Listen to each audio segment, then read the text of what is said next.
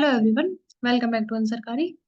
आज हम चर्चा करेंगे कि किस प्रकार हिंदी साहित्य में भक्ति काल में सूफी काव्य धारा का उदय हुआ तथा सूफी काव्य धारा की क्या महत्वपूर्ण विशेषताएं थी, कौन कौन से कवि थे, किस तरह सूफी काव्य धारा का जन्म हुआ और अलग अलग साहित्यकारों के सूफी काव्य धारा को लेकर क्या मत है तथा किस प्रकार वह ईश्वर की भक्ति करते थे। इन सभी विषयों के बारे में आज हम चर्चा करेंगे। सूफी काव्य धारा, जब सूफी शब्द की बात करते हैं तो वह सूफ से बना है जिसका अर्थ होता है पवित्रता। सूफी लोग सफेद ऊन से बने चोगे पहनते थे। उनका आचरण शुद्ध एवं पवित्र माना जाता था। उनकी धारा को प्रेम मार्गी, प्रेम श्रेय, प्रेम आख्यान या रोमांचिक काव्य, कथा आदि के नामों से जाना जाता था। इसीलिए इनकी काव्य धारा का नाम सूफी काव्य धारा बना। जब हम प्रेम श्री काव्य धारा के नाम की बात करते हैं तो यह उन्हें आचार्य रामचंद्र शुक्ल जी ने दिया है, जबकि रोमांचिक काव्य धारा का नाम गणपति चंद्र गुप्ता द्वारा प्राप्त है और प्रेम मार्गी काव्य धारा इसे डॉक्टर रामविलास शर्मा ने कहा है। सूफी काव्य धारा के क्या गुण थे? जब सूफी काव्य धारा में उपलब्ध प्रेम भावना भारतीय प्रेम भावना से कुछ अलग थी। आचार्य शुक्ल के अनुसार इन परंपराओं में फारसी मनसवी पद शैली का प्रभाव देखने के लिए मिलता था। मनसवी शैली के अंतर्गत सर्वप्रथम ईश्वर वंदना, हजरत मोहम्मद की श्रुतियां, तत्कालीन शासक की प्रशंसाएं तथा गुरु की महिमाओं का निरूपण होता था। देखते हैं कि किस प्रकार वे अपने ईश्वर की वंदना करते थे। सूफी पद काव्य धारा में ईश्वर को स्त्री के रूप में रखा जाता था तथा खुद को पुरुष के रूप में उनके सामने समर्पित किया जाता था। हजरत मोहम्मद की अलग अलग रचनाओं, उनकी श्रुतियां, उनकी तारीफ की जाती थी तथा उस समय में मौजूद शासक जो भी होते थे उनकी श्रुतियां तथा गुरु के ज्ञान से किस प्रकार ईश्वर की प्राप्ति की जा सकती है उनकी महिमा का गुणगान किया जाता था। इस प्रकार प्रेम का चरित्र भारतीय संस्कृति के उर्वशी, पूर्व आख्यान, नल दमयंती आख्यान, उषा अनिरुद्ध, राधा कृष्ण आदि रूपों में मिलता है, लेकिन कुछ मामलों में यह सूफी काव्य धारा से अलग है। जिस प्रकार वे अपने ईश्वर की भक्ति करते हैं, संभवतः दास्य भाव होने के बावजूद भी हमें देखने के लिए मिलता है कि किस प्रकार कबीरदास जी द्वारा की गई भक्ति में वह अपने आप को स्त्री रूप में ईश्वर के समक्ष प्रस्तुत करते हैं, जबकि सूफी काव्य धारा में ईश्वर को स्त्री रूप में माना जाता है। इसी प्रकार सूफी काव्य धारा में इश्क, मजीजी, लौकिक प्रेम जो कि ईश्वर का ईश्वर से प्रेम है, उसके माध्यम से इश्क, हकीकी अलौकिक प्रेम, मनुष्य लौकिक प्रेम जो मनुष्य का मनुष्य से प्रेम है के माध्यम से इश्क, हकीकी अलौकिक प्रेम जो कि मनुष्य और ईश्वर के प्रेम को प्राप्त करने की बात पर बल दिया गया है कि किस प्रकार मनुष्य ईश्वर के प्रेम को प्राप्त कर सकता है। भारत में इस मत का आगमन 9वीं 10वीं शताब्दी में हुआ था, जब हम देखते हैं कि किस प्रकार भारत में मुस्लिम शासकों या अरबी फारसी शासकों ने अलग अलग समय पर आक्रमण करने प्रारंभ किए। उस समय में उनके साथ साथ आए अनेक सूफी कवियों के माध्यम से भारत में इस प्रथा का प्रचार हुआ। लेकिन प्रचार का श्रेय की बात करते हैं तो ख्वाजा मोइनुद्दीन चिश्ती को जाता है, जिन्होंने इस काव्य धारा के प्रथम कवि या प्रवर्तक भी माना जाता है। सूफी साधना में ईश्वर की कल्पना पत्नी के रूप में की जाती है तथा साधक की कल्पना पति के रूप में की जाती है। गणपति चंद्र गुप्त ने सूफी काव्य धारा को रोमांटिक काव्य कथा भी कहा है। काव्य धारा के कवियों की बात करें तो प्रथम सूफी कवि मौलाना दाऊद को माना जाता है। आचार्य रामचंद्र शुक्ल के अनुसार प्रथम सूफी कवि कुतुबुद्दीन है और रामविलास वर्मा के अनुसार मौलाना दाऊद करीब चंद्रयान से सूफी काव्यधारा की परंपरा की शुरुआत हुई, जो हमें 10वीं 11वीं शताब्दी में देखने के लिए मिलती है, जिसकी भाषा संभवतः पुरानी हिंदी और अवधी का मिश्रण हमें देखने के लिए मिलता है। सूफियों में रबिया नामक एक कवित्री भी मिलती है जो सूफी काव्य धारा से संबंधित है। जब हम अष्टचाप काव्यों की बात करते हैं जो कि कृष्ण भक्ति धारा से संबंधित है, उसमें नंददास में रूप मंजरी नामक से जो प्रेम कथा की रचना की है उसकी भाषा ब्रज है, जो कि कुछ हद तक सूफी काव्य धारा पर प्रचलित है। जो इनके प्रसिद्ध कवि है जिनके बाद सूफी काव्य धारा अपने चरम स्तर पर पहुंची की उनकी बात करते हैं तो वह मलिक मोहम्मद जायसी थे, जिन्होंने अपनी प्रसिद्ध रचना पद्मावत की रचना 1540 में पूर्ण की थी। उन्होंने वे एक मुसलमान कवि थे, लेकिन सांप्रदायिकता और कट्टरपंथी को खत्म करने के लिए वे इस प्रकार के मतों को, जाति प्रथा के विरोध को और सांप्रदायिक के अंत के लिए वे अपनी रचनाओं के माध्यम से दो संप्रदाय के बीच अच्छी भावना पैदा करना चाहते थे, ताकि उनके संबंध अच्छे रहे, और उसी के लिए वह उसमें प्रेम प्रसार का प्रचार करते थे, उस तरह की कहानी का प्रयोग करते थे तथा प्रतीकें गढ़ते थे। जब हम सूफी मत में भारत में प्रचार प्रसार की बात करते हैं, तो ख्वाजा मुइनुद्दीन चिश्ती जो सबसे लोकप्रिय कवि हुए, उन्होंने भारत में इसका प्रचार किया।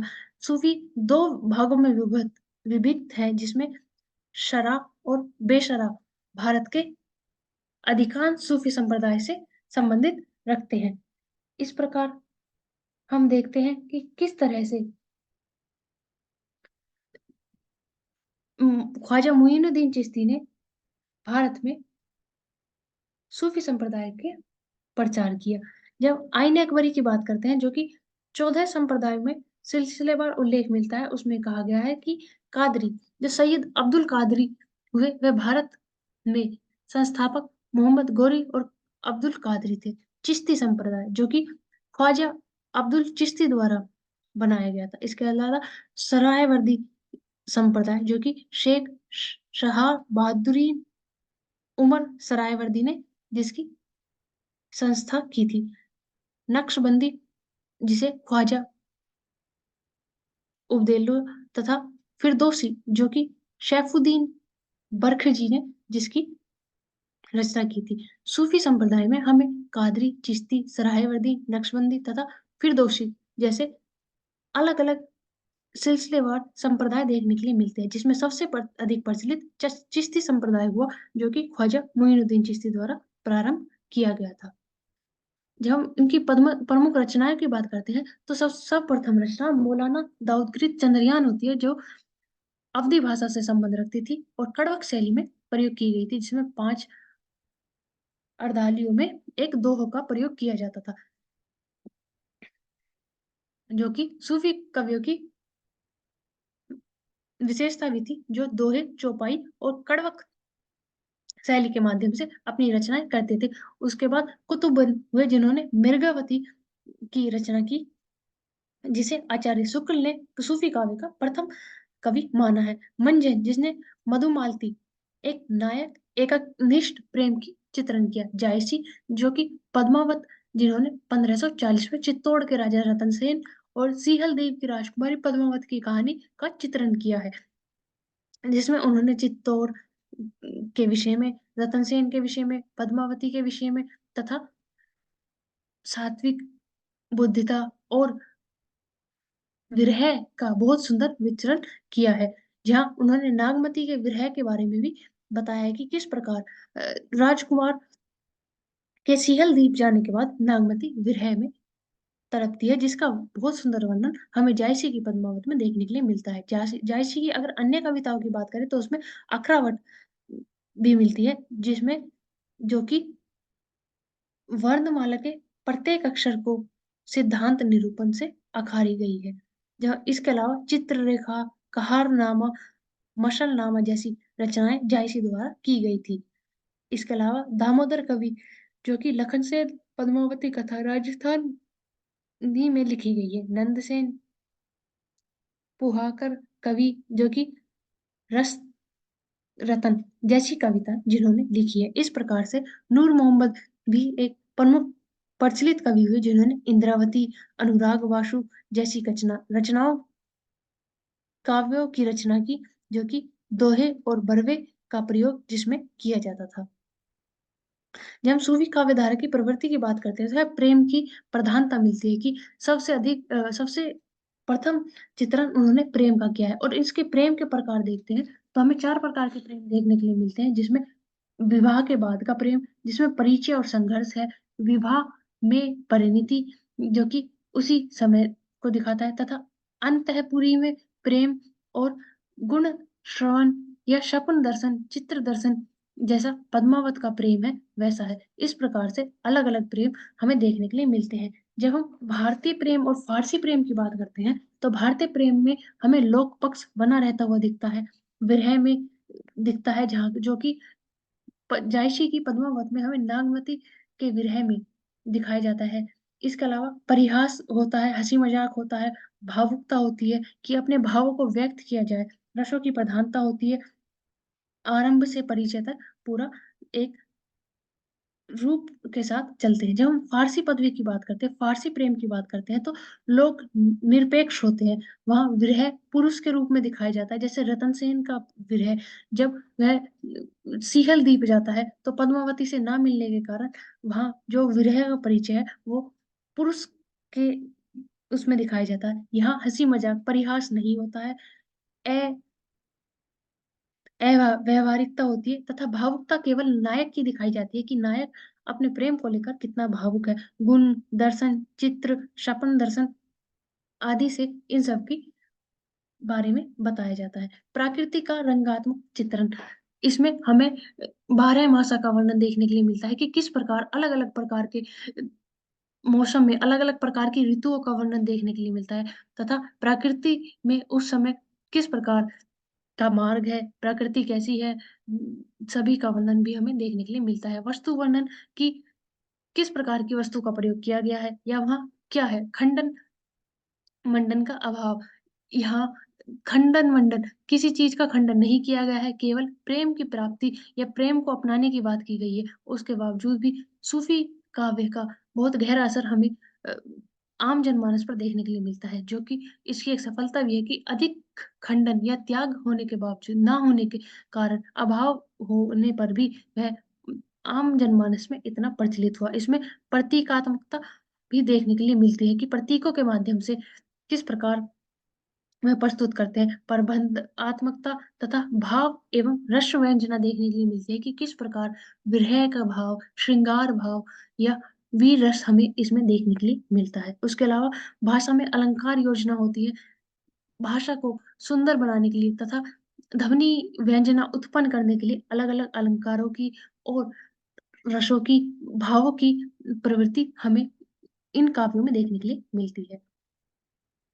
जब हम आचार्य शुक्ल की बात करते हैं तो उन्होंने इस धारा को प्रेमश्री शाखा का नाम दिया है, जहाँ डॉक्टर रामकुमार वर्मा ने काव्य प्रेम की संज्ञा दी है। गणपति चंद्रगुप्त ने सूफी साहित्य को रोमांसिक कथा काव्य परंपरा की संज्ञा दी है। इनके अनुसार लोकश्रेय परंपरा में रखकर विश्लेषण किया गया है। आचार्य शुक्ल के अनुसार संतों की वाणी डांट फटकार वाली थी, जैसा हमने देखा कि किस प्रकार कबीर जब निकलते हैं और वो किसी पंडित को कहते हैं कि मूंड मुड़ाए हरि मिलत तो सब ही ले मूंड मुड़ात, कि अगर गंजा होने थे, अगर सिर के बाल कटाने से हरि की प्राप्ति होती तो सभी लोग अपने बाल कटा लेते। इसी प्रकार वह किसी मुस्लिम से बोलते हैं कि कंकर पत्थर जोड़ के मस्जिद मंदिर लियो बनाए, नित उठ वांग देत ईश्वर लियो बुलाए, कि कंकर पत्थर जोड़कर अगर तुमने मस्जिद बना भी ली, क्या रोज रोज सुबह उठकर नमाज पढ़ने से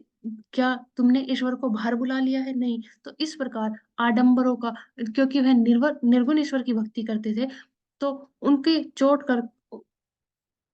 करने के बावजूद भी, उनका खंडन करने के बावजूद प्रवृत्ति हमें उसमें देखने के लिए मिलती है। पर इस प्रकार की प्रवृत्ति हमें यहाँ देखने के लिए नहीं मिलती। उसमें चिढ़ाने वाले सिद्धांत हुए, जबकि सूफी काव्य इन खंडन मंडन का प्रयोग नहीं करता। इसका उद्देश्य सिर्फ एक ही है कि किस प्रकार ईश्वर की भक्त को पाया जाए प्रेम के माध्यम से, जिसमें वह सफल भी हुए। जब हम सूफी काव्य की विशेषताओं की बात करते हैं तो हम देखते हैं कि मुस्लिम कवियों ने मनसवी शैली का प्रयोग किया है। प्रेम कथाओं का नामकरण नायिका के आधार पर किया गया है, जैसे कि पद्मावत, अकरावट, जिस तरह की रचनाएं हमें देखने के लिए मिलते हैं। अलौकिक प्रेम की व्यंजना की गई है कि किस प्रकार मनुष्य का ईश्वर के साथ प्रेम हो सकता है, जिसे इश्क हकीकी का नाम दिया गया है। कथा संगठन एवं कथा रूढ़ियों का काव्य में प्रयोग किया गया है कि भृंग भृंगनी या शुक शुकनी का अनुवाद के माध्यम से काफी बार हमें देखने के लिए मिलता है कि किस प्रकार पूरी कथा को कहा जाता है।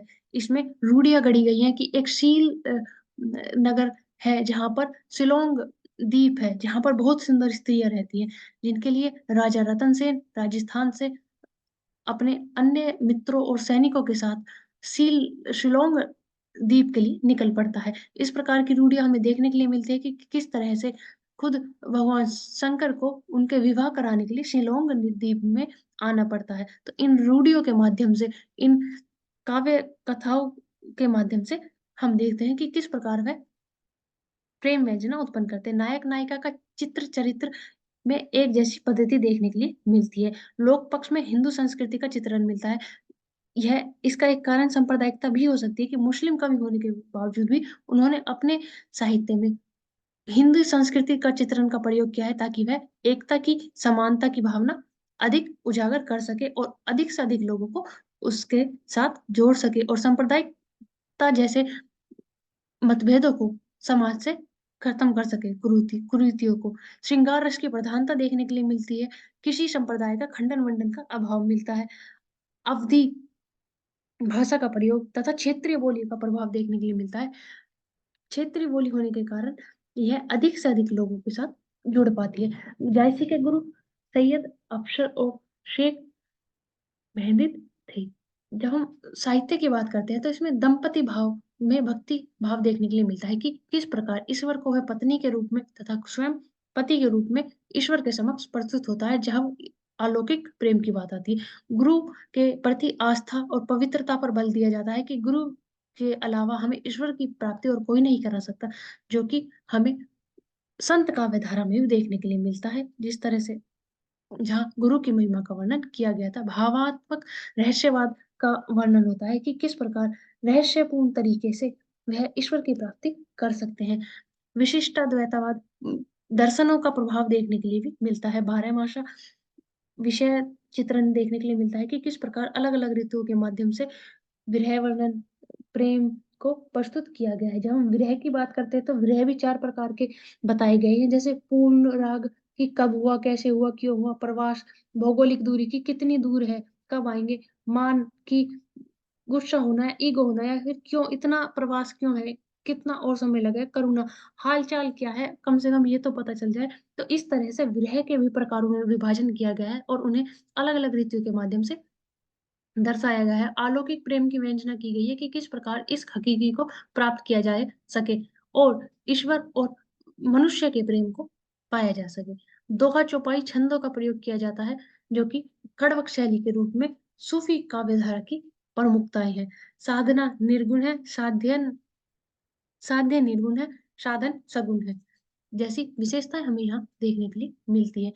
इसके अलावा हम देखते हैं कि आत्मा यहाँ पुरुष है और परमात्मा यहाँ स्त्री है। सूफी ज्ञान कड़ा और कर्म कांड दोनों का ही समर्थन करता है। सूफियों के यहाँ तीर्थ स्थान, मजार पूजा सबकी मान्यता होती है।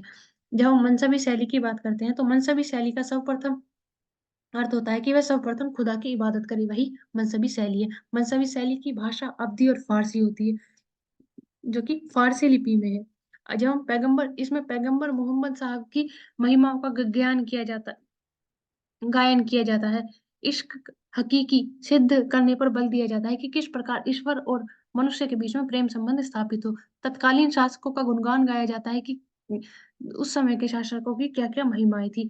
गुरुओं की महिमाओं द्वारा प्राप्त ईश्वर को प्राप्त किया जाता है। Thank you for watching, like share and subscribe to answer कर।